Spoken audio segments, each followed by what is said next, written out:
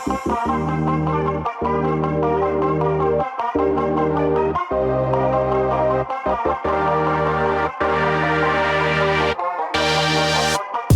was a time when phones weren't boring. We got new form factors all the time, but if you remember, that was a time that was truly more about experimentation than true innovation. The last 15 years have been kind of wild, but for a completely opposite reason. They all began with the most simplistic phone of them all, the first generation iPhone. I still find it kind of bold for Apple to have dared to launch it and challenge everything that we knew at the time and get away with it.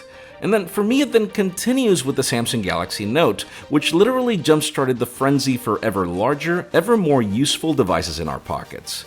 But if you notice, this actually marked a shift where all the innovation of hardware took a step back into innovation of software. Cameras got better, screens got crisper, processors on phones have overshadowed even some desktop solutions. But what didn't change was the form factor of the phone. Some could even say, why should it? I mean, once you take a phone to its minimum expression, where is there any room left to innovate and grow? And I mean grow with a purpose, because companies know that consumers want larger screens that can fit in your pocket. The solution? This is the Samsung Galaxy Fold. A tablet when you need it, a phone when you don't, and probably one of the coolest pieces of tech that's launched in years. Sure, it did have kind of a rocky start, as has every single new product launch in the past. I mean, who doesn't remember the blue screen of death on the launch event for Windows 95? The thing is, it's finally here, and I decided to take my time, give it a month of use, and tell you how it turned out. I'm Jaime Rivera with Pocketnow, and this is our review of the Samsung Galaxy Fold.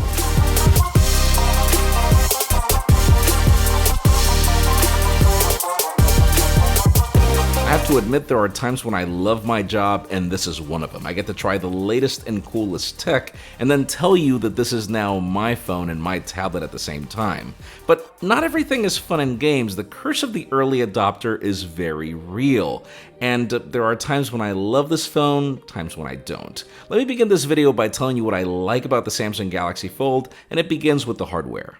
I already filmed a separate unboxing of the first batch unit I had in April, and even with the second batch unit, what you get is almost the same. The phone front and center, under it we have a pair of Galaxy Buds, a USB-A fast charger, a USB-C cable, and a protective case made of aramid, which is just their way to not call it Kevlar.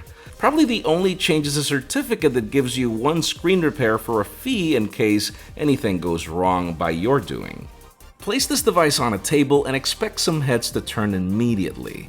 The Samsung Galaxy Fold looks like nothing else out there. From the glossy hinge design to the glass and the chrome finish, this is a phone you really don't want to use with a case. When I saw the Galaxy Fold for the first time, I did ask myself, why did they make it so narrow and so tall? And it wasn't really until I held it for the first time that it made sense to me. See, these are literally two phones sandwiched into one, so making this device as wide as every other phone would have led to massive discomfort in your pocket. Yes, it is thick when closed, nearly double the thickness of the Galaxy Note 10 Plus at 15.5mm, but because it's 15mm narrower, it really doesn't bother me in the corner of my pocket. This design also helps it feel easy to handle in one hand.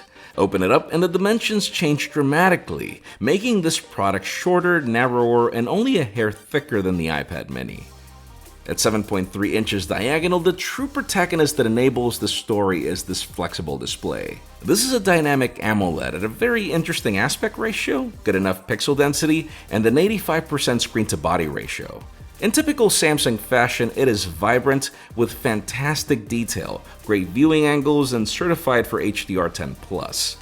Since glass can't bend, the bezel is actually designed to protect it. We have a full separate video over how Samsung addressed the screen protector issue to be under the bezel and added caps to avoid debris from falling into the hinge. And no, I can already imagine your comments. I have no complaints about the crease, as any foldable by logic would require it to have someplace to bend. At the top and bottom, you do have dual firing speakers that you can muffle if you try, but that provides some great sound when you don't, thanks to some AKG tuning. ANC, or active noise cancellation. And then on the outside, we have a 4.6-inch Super AMOLED at an odd 720p resolution, though don't think that this 4.6 inches means you're getting a similar screen to the iPhone SE. This is actually a 21:9 aspect ratio versus 16:9, so it's actually a taller, more narrow experience, and we'll come back to the why you should care about this. Powering the Galaxy Fold is actually both more and less than you'd expect. We might not have the latest and greatest Qualcomm Snapdragon, but everything else here screams premium. 12 gigs of RAM, a whopping 512 gigs of UFS 3.0 storage, and I say less because I thought we'd get a larger battery than 4380 mAh, and yet that's another thing I like about this phone. Battery life here is kind of epic. In the past 30 days, never have I felt the need to charge this phone during the day. There must be some sort of voodoo magic here on these displays for the endurance to be so good. I love the battery life on this phone. But last but not least, let's discuss one of the main reasons why you should care about this device in the first place: the benefits of using a foldable, and a lot of it has to do with software, and obviously it's all one UI. Start a WhatsApp conversation on the outer screen, and then open to the inner screen if you need more real estate. Slide from the right for a list of your favorite applications that you actually select, and then drag and drop to one side to multitask. Want some more information to compare? Slide another as well. Like seriously, why doesn't every other Android phone do split window this easily? And then there's the rest of the advantages of this form factor. I've left my Kindle at home because this is the nearly perfect e-reader. I can navigate web pages with more freedom and even get more work done while on the go, since I can make this a tablet whenever I want, and even using an external keyboard makes more sense than trying to use that with a phone. And last but not least, out of all the things that I love about this phone, let's talk about these cameras. The Samsung Galaxy Fold brings not 4, not 5, but a whopping 6 cameras, which to a certain degree are more a way to make up for the form factor in whatever scenario you'd like to take a photo. Once you dig into the results, you pretty much are seeing a Samsung Galaxy S10 5G, which is in itself quite awesome. Saturated colors without going over, lots of detail, and best of all, 3 focal lengths for the primary cameras, so you have the versatility of capturing your scene however you see fit. Wide angle for tall buildings, primary for best performance and low light, and telephoto for street photography. Samsung's night mode is here as well, and really killing it with the results, even if it's tad too good to look real at times. This phone does support super steady video, but given its limit to 1080p, I never really used it. I prefer sticking to this 4K because you do get the versatility of being able to use all focal lengths. And like seriously, stabilization is great enough that you won't really need that super steady, and color reproduction is fantastic.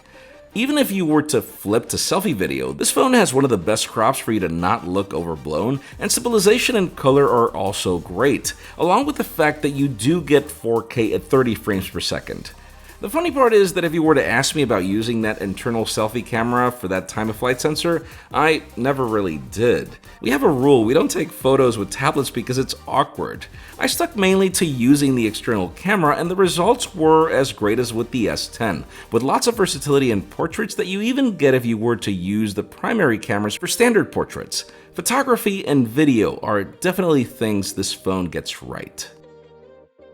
But now it's time for me to tell you the reasons why I'm mixed about using a Galaxy Fold, and it starts with the fact that this is actually a really good tablet, not necessarily a good smartphone, and one of the main reasons is because of Exhibit A. This is my iPad Pro, and notice that I always carry a keyboard case with it, or a cover, and it's mainly because tablets weren't really designed for heavy thumb typing.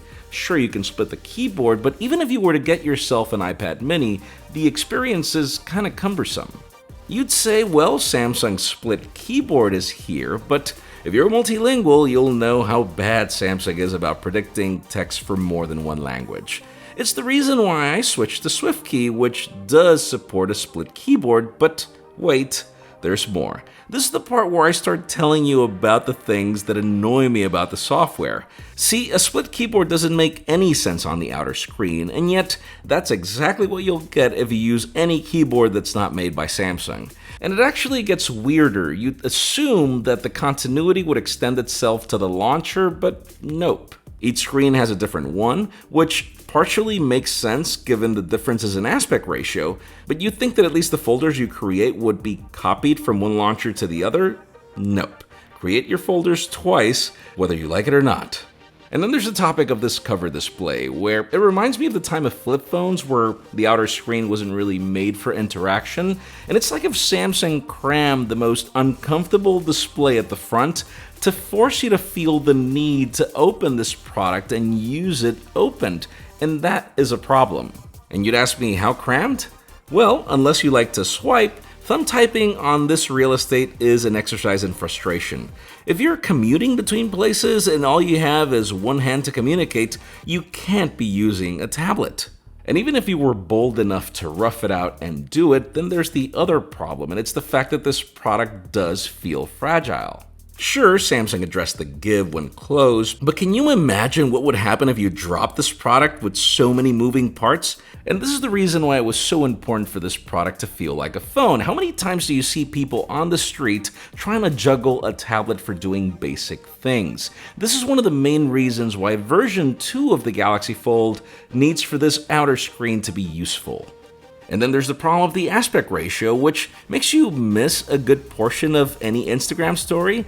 And last but not least, some of the quirks with the software. This phone is fast, but it seems like if the software is juggling a lot, so you will notice stutters here and there. And then there's the jello effect when scrolling pages, which does look kind of weird when you look closely.